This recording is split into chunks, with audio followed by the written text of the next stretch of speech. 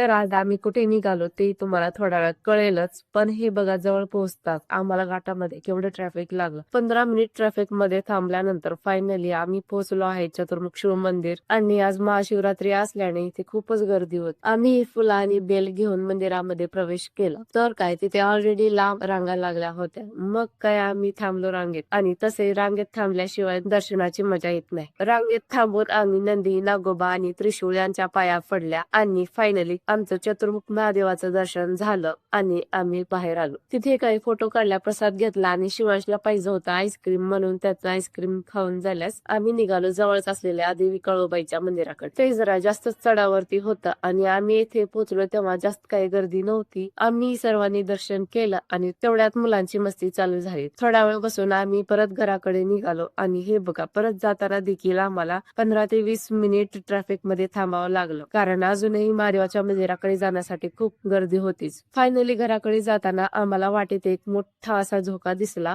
आणि मग काय, सर्वांनी विचार केला आणि आम्ही बसलो झोक्यावरती. झोका घेताना खूप मजा आली. चला तर मग भेटूया पुढच्या व्हिडिओ मध्ये. तोपर्यंत बाय बाय.